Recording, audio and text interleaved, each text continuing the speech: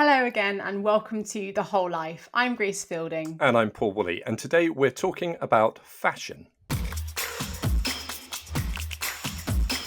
Hello, it's great to be back. Now, I realise that this is going to surprise you, Grace, but fashion isn't actually my area of expertise. What about you? I probably wouldn't go as far as saying area of expertise, Paul, but I do love fashion. I sort of figured that given that we have to, or should at least, be wearing clothes every day, I might as well enjoy what I wear. So I'm looking forward to today's conversation. That's a great answer. I hope you notice, incidentally, that I'm wearing a jacket on this occasion in view of the subject and also our guest. And of course, clothing has always been big business for the UK. Do you know that the wool trade once accounted for 80% of British exports, which is extraordinary? But here's a question for you, Grace. How much do you think the UK's fashion industry is worth today? What would you guess? I definitely go billions. 20, Yeah, 20 billion? that's close. Well, according Okay. to the British Council, I'm assuming that's an authoritative source. The answer is 26 billion and Wow. 800,000 jobs. All of that is added to the economy, which makes it, fashion that is, the UK's largest creative industry. But the questions that we're particularly interested in asking today are: how does the Christian story help us think about fashion? And what are the practical implications of this, not only for those in the fashion industry, but the rest of us too? And to talk about all of this today, we have a special guest who is Christina Abbott. Christina has spent over 40 years working across a really impressive span of industries, from luxury fashion to television and film. And along the way, she's earned the loyalty of clients worldwide, including royalty, celebrities, high profile businesses, business executives, and young people. Christina, hello. Thank you so much for joining us today. Hello, thank you so much for allowing me to come on to one of your wonderful podcasts. I'm really excited about being here. We Oh, are well, we too. are. Well, yeah, we are excited to have you.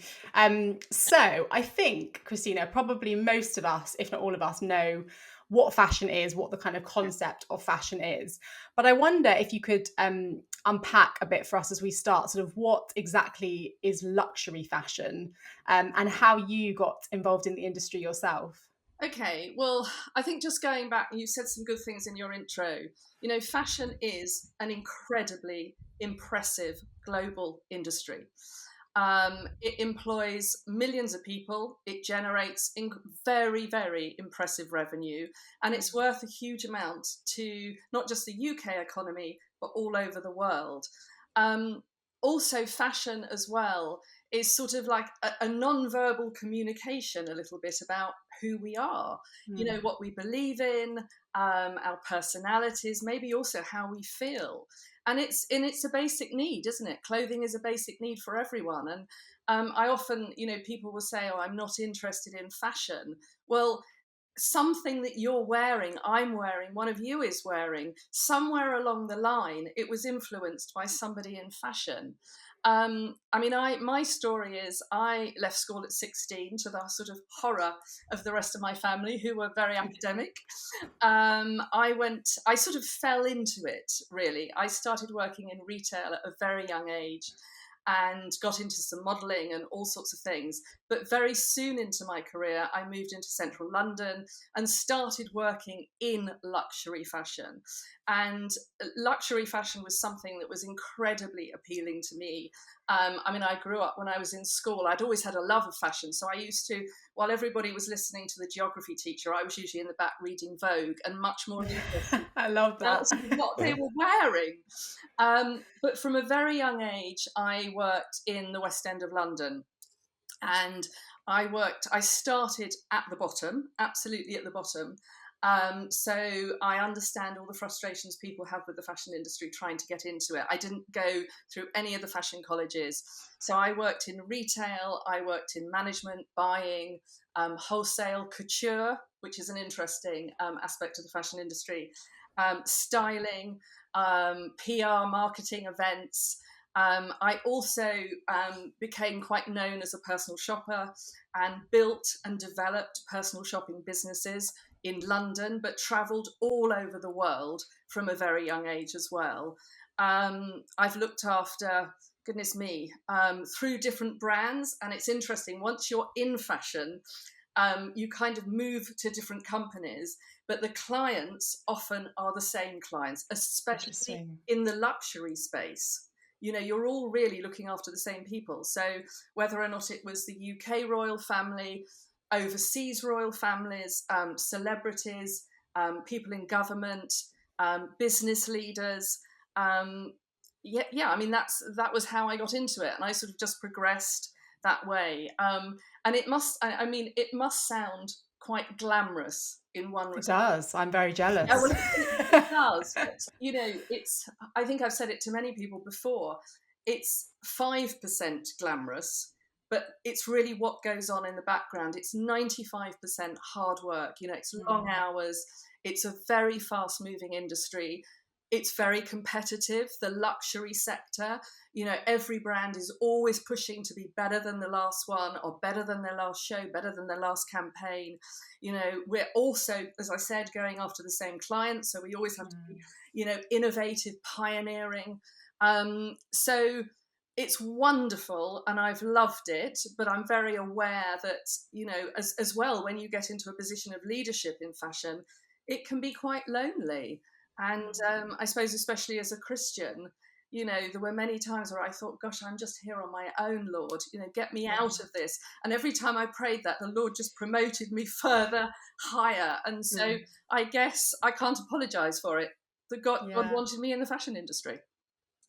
Yes, Chrissy, it's such an encouragement to know that there are Christians working within fashion. And I suppose, you've sort of given us a glimpse into what some of your career has looked like. I wonder, could you sort of let us in on what maybe some of the highlights have been? I know you've got a very impressive portfolio of some of the people that you've worked with, and I wondered if you could give us a few name drops or people that we might be interested in. Just between ourselves, obviously. Obviously, yes. I mean, please understand, when you're in the industry, and I've sort of stepped away from my career now, and ready to sort of do something else. You know, I worked in fashion for 40 years in the luxury industry. When I worked for brands and when you work for companies, because of the people I looked after, the most important thing was that I was very discreet. You know, you're holding a lot of confidences. So I would often get approached by the media. So years and years ago, I worked for example, for David and Elizabeth Emanuel, who did Diana's wedding dress. I worked for them after the wedding, but obviously I was still looking after members of the royal family. So I regularly would get a phone call from a member of the press. Can we take you out to lunch? I've been offered money, all sorts of things. But what was more important to me was actually the relationship with the client and my career. And had I done that, I would have ruined my career. So yes, I can give you names now because I'm not attached to it. But if I was working in that industry, of course. You know, it was just really important. So people that I've looked after, I'm talking over the years, Tina Turner, fantastic. Absolutely loved her. Was in the shop window with her of a brand I was working for once, taking some leather trousers off, and literally everybody in the street stopped their cars and took photos. Wow. Helena Bonham Carter, I did sort of a styling shoot with her once years ago before she was who she is today. Beautiful person inside and out. We stayed in a hotel in Wales together and I shared a bedroom with her. I've looked after Tom Cruise with his first 2 wives. That's an interesting story. The cast of Friends, Elizabeth Taylor, Elizabeth Taylor used to take the sort of the top suite at the Dorchester Hotel, and I would go in sort of trembling with all this sort of product. But she was absolutely wonderful. Pierce Brosnan, I dressed him for one of the Bond premieres once. And then I did a lot of work in the film industry and the music industry. So helped the stylist dress for a lot of films, which was fantastic. You know, some of the big sort of films that we know. Also, I did the beginning of Take That, the Spice Girls, Westlife. So used to have all these sort of people like lounging in my personal shopping suite. And then obviously the royal family, number 10 Downing Street. And then as I travelled the world, I mean, some of my clients, it's sad to say, have passed away now. So, you know, I used to stay at the Plaza in New York and put on big fashion shows for the Emmanuels and look after Ivana Trump and all of her friends. I mean, it was wonderful. But at the end of the day, however glamorous and exciting it was, and I used to go to amazing parties, amazing dinners, I never wanted to be the client. I'm quite happy being anonymous. I've seen what celebrity and you know, all of that can do to people. It carries a high responsibility, and we know that because we see it in the press all the time. But yes, it was a wonderful, wonderful journey, and I wouldn't change a thing of it. You know, I also I think people think styling people and dressing people is all about the good times in life, but I've also dressed a lot of people for death and divorces. So I've dressed people for the last 6 months of their lives who were in the public eye. I also dressed quite a few of the friends for Princess Diana's funeral. And with that, and that's why I talk about discretion, you're seeing people at their most vulnerable. And clothing has this way of, you know, I very much styled and dressed a lot of my career. You see people's vulnerabilities, and actually, however famous, however much money they have, people are just people. It's as simple as that. Yeah, so interesting. I'm fascinated to hear and maybe it's just because I would love to have you personal style me, but what is the process? I know you sort of said obviously a lot of it is about getting to know the client. So is it sort of you taking a look at somebody and thinking, oh, I think that would look really good on them, and how much of it is actually informed by, I suppose, their personality? I'm guessing that sometimes you don't necessarily get loads of time with somebody before you decide what would they look good on. Yes, I mean, I've done it there's two different ways that I've done it. So I've either managed, led and developed a personal shopping business for a department store. And in that capacity, people come in, they book an appointment, you sell them the product in that store, or maybe it's a single brand or it's a department store. So that's different. You have limited time, but if they like what you do for them, then obviously you retain them as a client. Yeah. But I've also worked as a freelance consultant. So I've styled a lot of people. All of my businesses, I'm very lucky, has come to me through word of mouth. And that's a very different process because you have the ability to really get to know people. So I've dressed people that are, say, BBC presenters, but I've started with going to their home, going through their wardrobe, getting them painfully for them to try absolutely everything on in their wardrobe. And between that and various appointments, you get to understand somebody, but it's really important, firstly, to understand who they are, what sort of season they are in their life. So, for example, I'm wearing a white coat. Now, if I'm dressing a mother or a father with young children, completely impractical. So you've got to think as well, I've dressed a huge amount of people for front of camera. So what looks good on a screen, what works, what they can't work. You know, I've dressed people for leaving Downing Street when the Prime Minister's position was up. I've dressed many people in the public eye. So you have to think about that.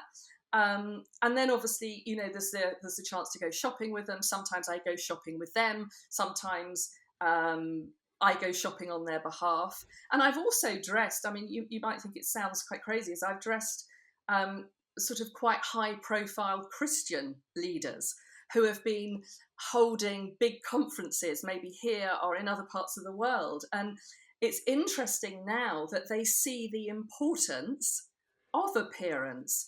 Because, you know, you look at certain people in the public eye and they're on big platforms and they've got sort of 5,000 people in the audience.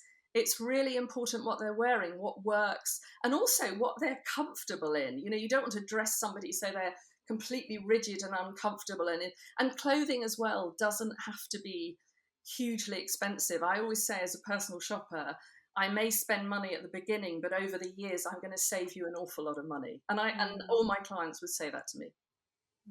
That's so interesting. It's good to see you. Good to see you writing copious notes there, Grace. I know. I'll give you a call after. Well, give me a call afterwards. Christina, that's so interesting. Talk to us. You've started, I think, to sort of introduce this to us, but talk to us about what you see as the connection between fashion and the Christian story. How have you connected the two? Oh wow. Um, I think if we think, God is the creator of everything, and if we're if we're sort of his likeness, his image, then we too are creative. And we all have different gifts, and I think there's lots of people in the fashion industry that are incredibly creative people. When I was just doing some preparation for our time together today, clothing is in the Bible from Genesis to Revelation. If you think about Adam and Eve, and when they sort of clothed themselves, tried to cover their nakedness with sort of like fig leaves, and then God came along in his mercy, and dressed them in sort of like animal skins, or so you've got the practical side of clothing in the Bible. Like Lydia was the first Christian in Europe, and she was a textile dealer in sort of like beautiful cloths.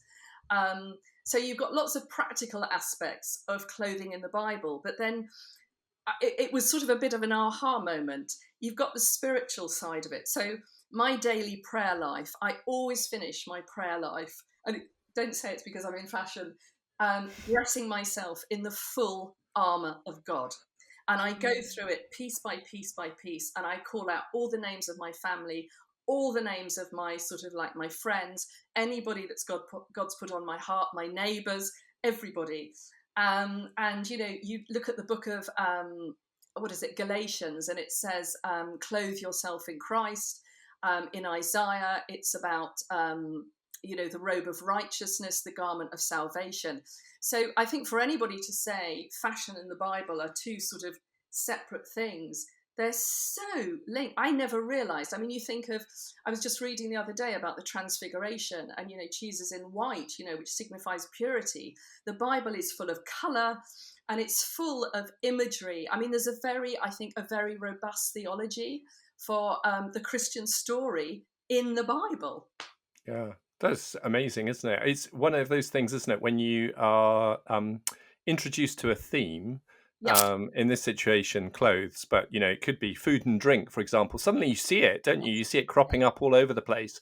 And Yes. I'm really struck by the fact I've never seen this before, that we talked with you earlier, and you in terms of what you were saying to us around being but dressing people, clothing people, and then right at the beginning of the Bible, one of the sort of maybe it's the first sort of redemptive act. I mean, maybe creation is a redemptive act, but Yeah. one of the first acts of God after everything falls apart and Adam and Eve sin is that he steps in and clothes them. I've never seen that before. That's an extraordinary thing. Yes. And of course, if we then think about those acts a little bit more, yes, God does create a beautiful world. Yes, he does create human beings, Yeah. and that implies that human beings are to be creative and are Yes. beautiful. But of course, we also know that sin enters the world. Human beings rebel against their creator, and everything falls apart. And I suppose, therefore, that kind of leads us inevitably to the idea that, like all things fashion, and its use can also be affected, is affected for better and worse by human desires and motivations. And those desires and motivations aren't always good. Yes, that's right. I mean, you look. I mean, we could. There's a huge thing about the negativity of the fashion industry. There's the wastage. There's the sort of. I think it's the textile industry is one of the biggest polluters of like fresh water. There's all sorts of things. Now, there's sort of, if we talk about two ends of the fashion industry, I worked on the luxury side, and then you've got sort of everything else, which we'll talk about that in a minute. But on the luxury side, I've worked for a big British brand. They would have, they invested a huge amount of money in a team of people. I think they called them the social responsibility team or corporate responsibility. And they were a team of about maybe 10 people. And they would regularly visit manufacturing sites. They would regularly visit, even down to the level of like the cotton pickers. I remember seeing huge presentations of how they would really drive down into the detail, because if you're saying a product can be designed somewhere, manufactured somewhere, shipped somewhere else. So again, like you say, it's going a lot. The supply chain has got so many different facets to it. But luxury brands definitely work in that space. They want to be seen to be doing things the right way. And I managed the royal warrants for a large British company. And every so many years, I don't know how much you know about royal warrants, but royal warrants, you don't just get them for life and you can put this amazing warrant on your carrier bag. But every royal warrant comes up for renewal. And depending how good you are, you can either kind of get it renewed between 2 and 5 years. So I always went for the 5 years. I thought, if we're going to do it, we've got to do it properly. So I looked after at the time the warrant for the Queen and the Prince of Wales. And especially with your renewal, there was a massive section on that application about social responsibility. And I mean, it wasn't an application that I could do on my own. I had to bring in, all of the social responsibility team, and know that when we put something down on paper, when we put a statistic, when we put a reference to something, it had to be absolutely correct. So in that space, I think luxury brands really are trying to do the right thing. I think with the sort of the other end of the chain, which I'm afraid I'm not an expert on, but there are brands that are obviously a bit questionable. I mean, you see things coming out in the paper the whole time, in the news rather, all the time. And I think turning it back on itself, we're part of that problem. The whole time we buy clothes from PR, we buy counterfeit goods. That's another whole side of the industry. We're buying those products, we're enabling and we're fueling a market where people absolutely are exploited, where, conditions are terrible. And I suppose that sort of would bring me round to a conversation, which is, as consumers, we have to take some responsibility, and maybe we have to be a bit more intentional about what we wear, where we buy it from, how long it lasts, and, ask those questions. And I think with my personal shopping hat on, that's probably where I worked. And, I regularly, I'm a minimalist. I don't really have anything on the wall. All of my home is one color. If I have one wardrobe now, whereas when I was young, I used to have 6, I have one chest of drawers. If they start to get a bit full, I go through them. I either sell it, I give it to charity, or I do something else with it. I recycle it. So the fashion industry would not make money out of somebody like me now, because, I'm not a huge consumer. But I think we, as people and society, have to be a bit smarter about where we're shopping from and what we're buying.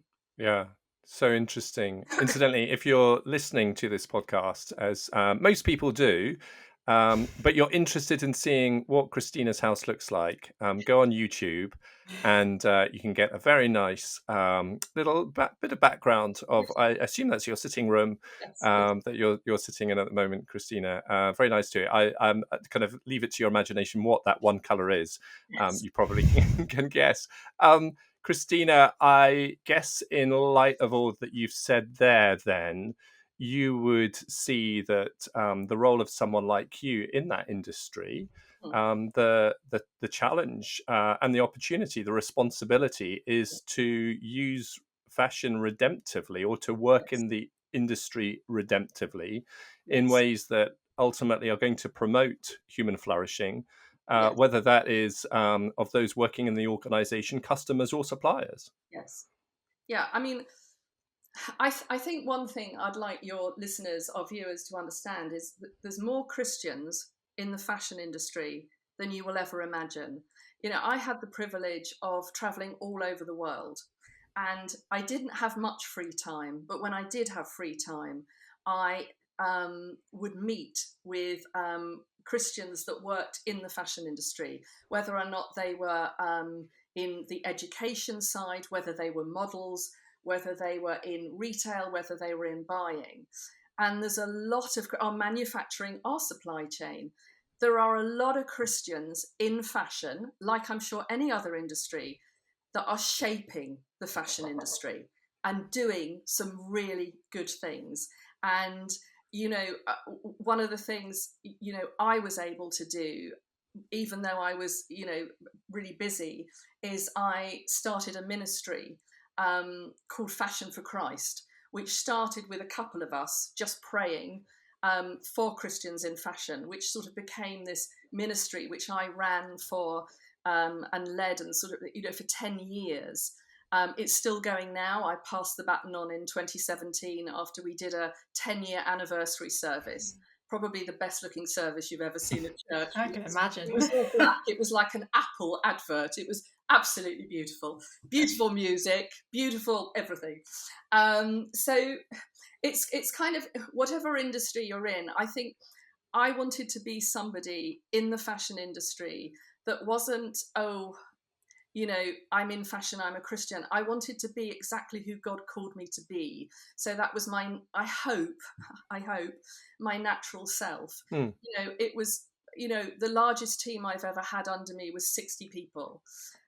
All of my team in corporate knew I was a Christian because they all knew about Fashion for Christ. Some of them occasionally would come to some of the meetings. Some of them came to the service, just actually out of interest.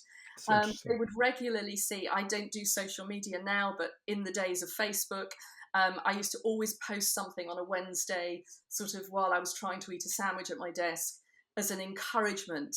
And all of my team were members of that Facebook group. That's interesting. Yeah. And also, I had the incredible joy of praying. I mean, I regularly went for meetings in Buckingham Palace, in Downing Street. I regularly prayed in those places. I remember sitting in the sort of the side room at Buckingham Palace because I got elevated to be able to go in the front door, which is amazing. You feel you've really made it then. And sitting in this beautiful waiting room with a picture of the Queen next to me, and just praying over her because I knew she was a woman of faith, and then going up to the meeting, sitting with her, her advisor, and I was very open about it. Yeah, it wasn't. You wore it on your sleeve, as it were. It's a bit. I suppose it's. I mean, I'm not saying I'm anything like that, but a bit like Esther. You don't need to mention God all the time. It's about who you are. It's about remembering to say thank you. Yeah. It's about being kind. It's about listening. It's about being surprising. And in a fashion industry, which people think, it's all devil wears Prada. And believe you me, I've worked for people like that. It really is like that. In certain fits, especially in the luxury industry, it can be. But there's an awful lot of good things. I mean, fashion. If I take a client and I dress them and I style them, and they are maybe very senior in the medical world, or they're a high-profile lawyer, or they're a celebrity, but they lack an inner confidence. I've seen clients blossom and stand tall in front of me because of what they're wearing. And I just think if I can do that with the clothing, and I can also in the quietness of my own heart pray for them and encourage them, then I just hope I'm sort of being the hands and the feet in an industry where it needs a lot of light cast through it. So, I would say be encouraged. There are some incredible Christians. And if we talk about the big four, which is the big four sort of like fashion capitals of the world, like New York, London, Paris and Milan, when we held prayer meetings at London Fashion Week, we would get invited into the tents, into the shows. We would pray over them. We had people that were dressing the models, praying over them before they went on the catwalk. It's a remarkable thing. Over, maybe eating disorders, over different issues they had. I know teams of people through another ministry called G Moda, which used to be Models for Christ. They have dressers at every New York Fashion Week. The same is happening in Milan. The same has happened, I think, at times in Paris. Now, you put that in the fashion industry, you're sending out, you can't help but pass that presence onto a model on the catwalk. So I just think, rather than think, oh, fashion and sort of Christianity is this big sort of divorce and divide, actually, at the end of the day, let's embrace it and see the good and, really try to sort of bring some light into it. That's so helpful, Christina. You've talked about the presence. Let's talk about the person of Christ. Yes. And in anticipation of this call, I was thinking through the New Testament and trying to think through how Jesus engages with fashion. Yes. And we'll talk in a moment about the sort of complex relationship between Christianity and fashion. But in terms of Jesus and the New Testament, I suppose I was just very struck by that little scene in Matthew 26, where the woman pours a really expensive perfume over the head of Jesus. Yes. And that elicits, on the one hand, affirmation from Jesus in that this woman knows what she's doing and it's a beautiful thing. But at the same time, it elicits a huge amount of criticism from those around him in terms of this is wasteful. Do you know how expensive that was? That money could have been used to feed those who are poor. How have you spent some time thinking about Jesus and his relationship with fashion? How do you see that? How does that work out? I mean, I think for the woman pouring the expensive perfume, I mean, I think also she was giving her all. She was giving her everything to Jesus because. And her best, I guess. And her best. And so there's something to be had for that. I mean, my quiet time yesterday, I was reading, I think it's Mark 10. It's the story of the rich young ruler and how, wealthy people and the rich young ruler had all these wonderful possessions. And, Jesus is sort of saying, well, sell all your possessions, give it up, follow me. And he couldn't do that. And, the sadness is that, I don't know, but maybe because Jesus is Jesus and he's full of compassion and love, by giving everything up, the chances are he would have got it all back anyway. You look at the book of Job, he got it all back, didn't he, in abundance. So I think, we can often think, do I need to sort of sell anything? Do I need to sell everything? Maybe I shouldn't be in fashion. It's a bit frivolous. It's a bit silly. Well, firstly, I think Jesus needs people in every industry. There are many, I mean, we'll talk about that in a minute. There are many things that are going on in the fashion industry that are difficulties. But, I don't think Jesus is opposed to us having nice things, beautiful things. I think what he would be opposed to is them having us. So, I like nice things, and occasionally over the years, I've had big clothing allowances, I've had all the big benefits, but they don't own me. I would like to say I know who I am and who I belong to. And I think that's the importance. And, we had to one week for Fashion for Christ, we had to go into the heart of Soho. I don't know why. I think it was when the British Fashion Council was transitioning from Somerset House to a new building. And we prayed in the middle of Soho in, the basement of some restaurant. We managed to get a room there. And I just thought, gosh, if Jesus was in the fashion industry, this is exactly where he'd be, in the heart of everything in London that could appear in one sense in Soho as quite grimy. I think that's exactly where he'd be, in a sort of a place where, there's people that maybe have issues about their identity, maybe all sorts of things, maybe mental health issues. He was so kind, he was so compassionate. He always went back, even if you touch the bottom of his gown, he sensed that sort of energy, that feeling go from him because he just loved. And I just think, well, if I took any of that into the fashion industry, then I hope, one day when I get to heaven, he would just say, good and faithful servant, you carried some of me into that industry, even in a tiny bit. That's really interesting, Christina. When you're talking about, Jesus, liked good things and wasn't opposed to that, I suppose, in addition to the expensive perfume, there's that scene right at the beginning of John's Gospel when he turns water into wine, Yeah. and the wine's really good. Now, of course, that speaks of the Yeah. fact that this is his moment and he's arrived and this is really good. But nonetheless, the fact is it kind of would have ranked amongst the best wine. I was going to ask you, I still will actually, how you navigate this complex relationship. In a sense, you've started to talk about that, in the sense of valuing good things, liking beautiful things, but then at the same time not being owned by them and not rooting your identity and significance in those things. Is that how you would navigate the tension with, on the one hand, fashion can be beautiful, but on the other hand, there are these warnings in scripture about being self-obsessed and waste and consumerism and exploitation and all that sort of thing? Yeah. I think it's like anything in life. You hold it lightly. I mean, this life is just but a breath.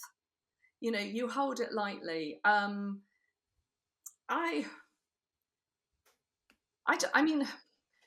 Yes, I do like nice things, and but I'm very selective. I mean, lots of people in fashion are quite sort of, they edit what they have. I don't buy lots of things, and I get as much fun from, I don't know, recycling something. I mean, it's a silly example, so it's probably, I don't know if it's really answering anything that you've asked me. But for example, I have a favourite leather jacket. I bought it when I was 35, in my early 30s. I'm 60 now.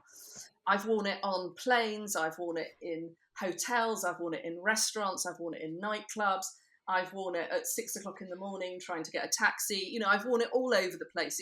It's kind of something that I wear it and I just think, oh yeah, I'm home. It fits me. It feels good. Well, the lining, I mean, is disgraceful. For somebody in fashion, it's disgraceful. It's in shreds. Now, I could go out and buy another leather jacket, but I'm like, no, I'm going to get much more fun out of trying to find a dressmaker that will take it on, that will reline it. So it's about sort of using your things, your wealth, your possessions well. I also give a huge amount of stuff away. I mean, my mother was probably the only pensioner going to get her pension with sort of like a Prada handbag and goodness knows what on. So, you use your things well. And I was never, and I would say I got criticised a bit for it in the fashion industry. I probably didn't live the lifestyle of a lot of my colleagues. I'm not really interested in that. Yes, I love nice things. I like neutral colours. I like a peaceful environment.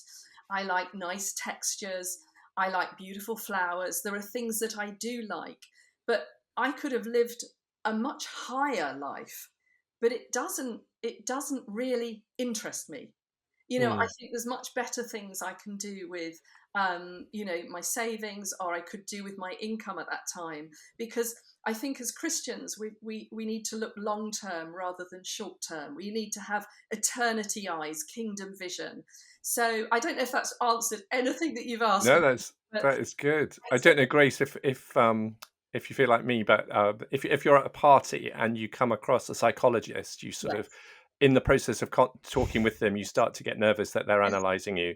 And I've got a similar things going on here, Christina, in that you suddenly become quite kind of aware of yourself and what you're wearing and how you think about these things. So why don't you take questions on from here, Grace?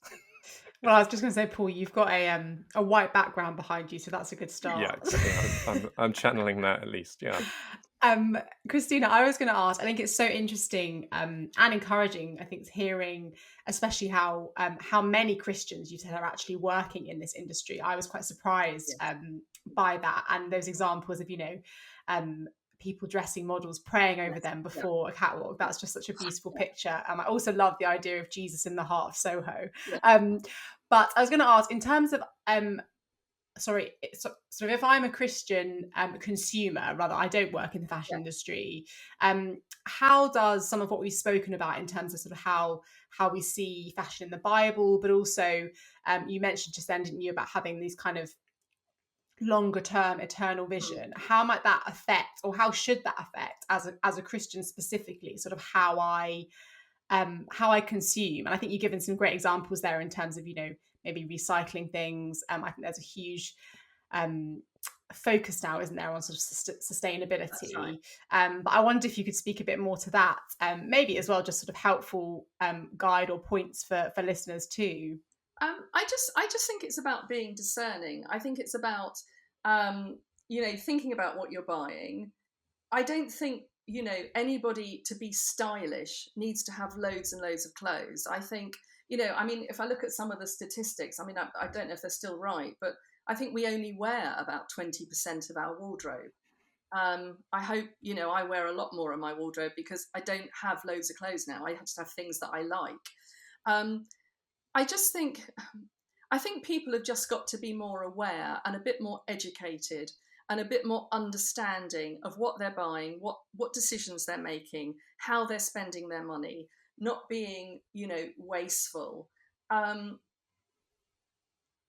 I mean, whenever I've done, say, a client's wardrobe, I would say it must sound quite shocking, but I've done women or men that are hoarders that keep things year on year out. So they move house and they need all this room. If I had all the clothes I have worn and I've had in my 40 years of working in the fashion industry, I would need another property.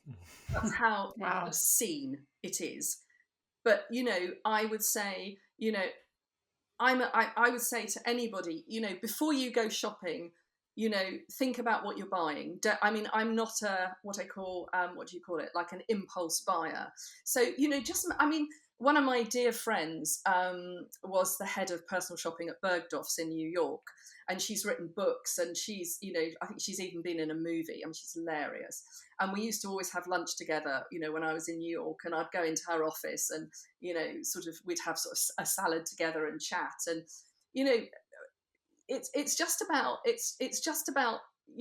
when you're with a client, or if you are thinking, okay, I want to go shopping and I want to buy stuff, but I don't want to make this problem in the world worse by just consuming stuff. People go to their wardrobes and they go, I've got nothing to wear. Well, actually, you've got lots to wear. You just don't know how to wear it. So I think people have just got to be more discerning. I think they've got to be wise about what they're buying. And make sensible decisions. It's like if you buy a car, like I had to buy an oven this week. Do I look like somebody that knows how to buy an oven? I haven't a clue. I had a kitchen fitted. They did it. I signed the paperwork. Okay, suddenly after 18 years, I need a new oven. But you do your research. You go to the experts. You try and buy, a British brand or whatever you feel is right for you. So I think there's lots of things we can do, and it does worry me that a lot of people are enabling this problem and this challenge of an industry that is just going to have all of this negative press because people maybe aren't making the right decisions in their own homes, in front of their own wardrobes.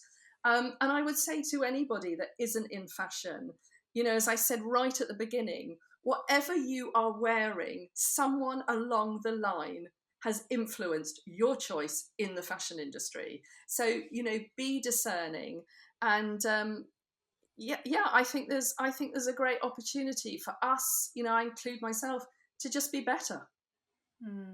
I guess for us as Christians as well, there's that whole element of knowing if we throw away our clothes, that's probably going to end up in a landfill and affects the creation that God has made. And so there's that sense of we probably see things with a slightly different lens of, it's not just all bad for the environment, but actually that's having an impact on God's creation. Yes. I've sort of seen similar statistics about, actually quite how many tons are actually that end up in landfills are just from people that have bought things and have thought, actually, I don't think I really want this anymore. And I think even just those examples you gave of, giving things away, selling them, repurposing them are really helpful, practical examples. I think, people, I've seen, I've done clients' wardrobes and I've probably got rid of 80% of their clothing.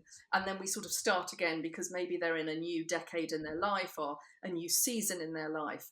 But, I don't think, okay, there's this massive clothes on their bed, let's just throw it away. I go through it and I think, okay, what can we sell? What would maybe a member of your family like? What can go to charity? If it's an old, I don't know, like an old T-shirt. Well, all my old T-shirt, not that I ever have that. I never really have anything to get rid of anymore. It's a bit sad. But, it's a cleaning cloth. It's this, it's that. Mm. If it's a sweater, can you unravel it? Can you get the wool back? There's just loads of things. We're creative people. We should be able to do things and reinvent things. And but I would just say, less is more. That's my mantra, definitely. Buy less, buy the best you can, and wear it. I tend to wear my clothes, as I said about the leather jacket, until they're sort of falling apart. I've got things that are 40 years old. They're some of my best loved pieces. And I just think, if you're a Christian, we're not to be wasteful. We're not to be wasteful with our words. We're not to be wasteful with our comments, our language, our possessions. I think we've just got to be intentional. So I would say, we could talk about all of this for so long. I mean, it's so much to unpick. But it's an incredible subject, and fashion is about hope. It's about new beginnings. It's about confidence. It's about life. The verse that we had over Fashion for Christ, which God led me to in the Bible, I have an NIV and a Message Bible side by side, and I have been asking the Lord for a verse over this ministry. So Psalm 119, verse 90 in the Message Bible: your truth never goes out of fashion. Perfect. Amazing. Very, very good. It's been so encouraging and hopeful speaking with you, Christina, as well as acknowledging the real challenges.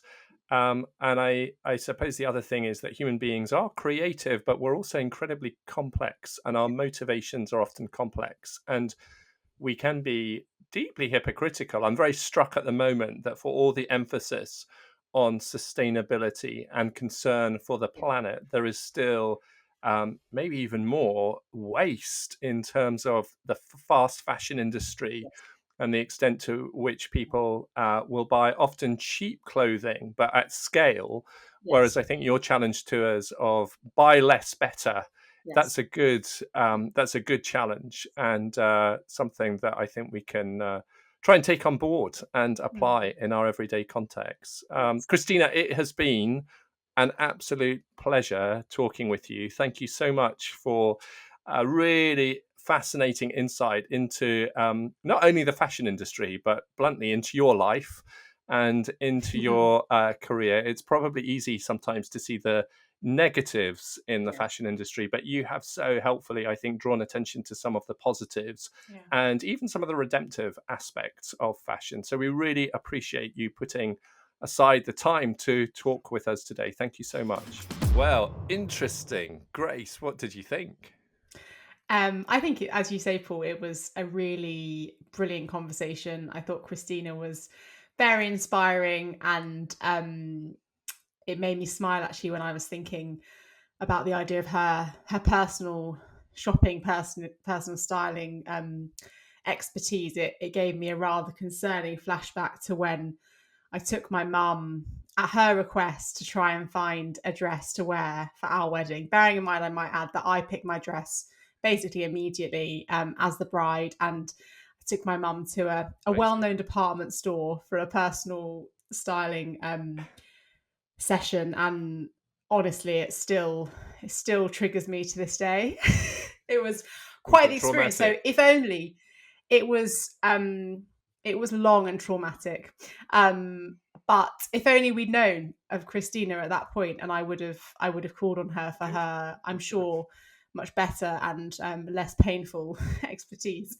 No, but in all seriousness, I thought it was, as somebody who enjoys fashion and as I say, isn't an expert in it, but appreciates it. It was really lovely hearing from somebody, especially I think when she spoke about the idea of, clearly she's got an amazing portfolio of people that she's worked with, but actually it really struck me when I think she said something along the lines of, however impressively people dress or however impressive their lifestyles are, at the end of the day, everybody needs clothes, and Yeah. at the end of the day, people are just people. And I thought that was a really lovely leveler for, obviously, luxury fashion is an area which is really quite niche, isn't it?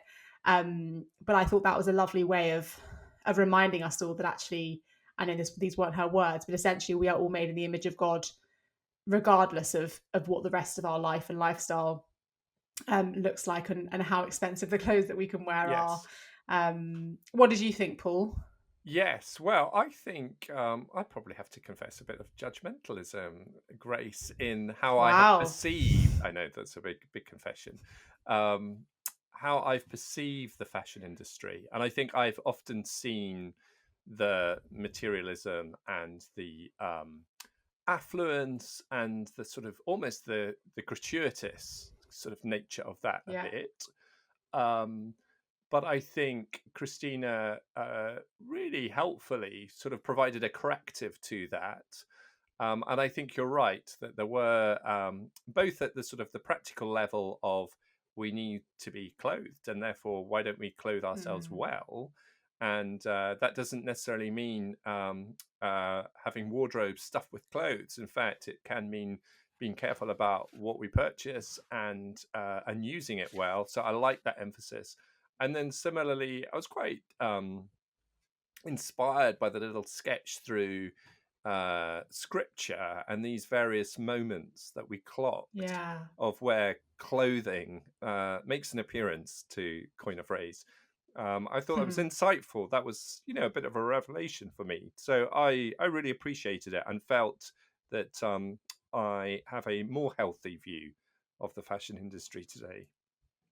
Brilliant. I think again it's that reminder, isn't it, of God being a creative God, which I feel like is a theme that for various of our conversations actually, that it reminds me of sort of different episodes where we've spoken about the fact that actually God starts the world being a creative being, and actually that is passed down to us. And I suppose fashion is one expression of that creative nature of God that we inherently have. So, Paul, I know you started by saying that you're not a fashion expert, Well, but no. something clearly led you to pick that blazer when you bought it. So I won't ask what it was or why or anything like that. But I think it is that interesting idea that we can so easily count ourselves out sometimes of these things of or whether it's I'm not very fashionable, or I'm not very political, or I'm not very interested in tech or whatever. But actually, in some way, those things are all a part of our lives. And I suppose these conversations are so helpful, aren't they? Because I think the experts really help to draw out some of those nuances that we might not be able to see for ourselves. I think And so. I thought Christina was a great example of that. Yeah, and I think that theme of which, just really sort of repeating what you've said, but theme that we can't kind of completely disassociate ourselves or disentangle ourselves from, whether it's politics or the media, or whether it's or fashion. We are part and parcel of that. We can be part of the problem. We can be part of the solution. We can consume and be wasteful. We can seek, if you like, kind of numerous items at the lowest possible cost, or we can have a different approach. And I think the other reminder that came through from Christina is that whether we're in the industry or whether we're people like ourselves, we all have a role to play, and we Yeah. can't shake off our own responsibility for acting in ways that are life-giving and ethical. Whoever is involved, whether that's suppliers or those who are selling to us, we have a responsibility to them. Absolutely. And she spoke, didn't she, about this sort of just this awareness and this kind of discerning eye. And again, that doesn't necessarily mean having to go into great detail every time we make a purchase. But I think the starting point can just be being aware of the fact that the clothes that we buy, I love that example when she spoke of, the company or the brand that we, choosing where they pick their cotton, and actually just us as consumers being aware that is where it starts. And there are so many people along the supply chain involved in producing the garments that we can so easily wear and throw away. So I think you're right. It's sort of there's a reflective piece in there as well, isn't there? Not to condemn us, but just to I suppose, encourage us to where we can. I think Christina said this as well, just try and do better, even if that's Yeah. in small ways, to start with. Yeah, I definitely feel motivated, Grace, to reduce Good. the size of my wardrobe. Not that I have an extensive wardrobe, but to look through it and to think, I well, think what have I? Christina would agree that you shouldn't have an extensive Well, wardrobe. So exactly. I mean, that was what was interesting, wasn't it? But also to look through and to think, well, are there those items that I have not worn in the last couple of months, for example? Certainly, let's say the last 6 months or 3 months. And if I haven't, then either I should or I shouldn't really have them in the first place. So that's a good discipline. Well, I look forward to asking you next time, Paul, about how you've done with your wardrobe I mean, assessment. don't worry about doing that, Grace. It's all right. There'll be other things to Oh, talk you'd be about. surprised how good my I know. memories are with things that I'm particularly Yeah, interested no, in. I'm sure that is the case. I have experience of that, and no, let's not go there. But I would No. like a personal shopper. I don't like Wouldn't we shopping, all? and that would be yeah. So if there's anyone out there that Well, would we be up know. for doing that, please. There we go. Write in if you're Write up in. for taking Paul on a personal shopping Please. trip. You don't need On to that sue me. note, Just get the items. That's oh, you fine. don't even need to take him, just buy No. for him. There we go. There's a challenge. Maybe we should launch a competition or something, because I'm sure there'll be lots of people interested in that, Paul. Yeah, well, thank you. Anyway, on that wonderful note, if you enjoyed today's episode of The Whole Life, we'd love you to subscribe, leave a review, tell us what you think, and tell your friends about it. But until next time, from me, Grace, and my co-host, Paul, that was The Whole Life. Until next time, goodbye. Bye.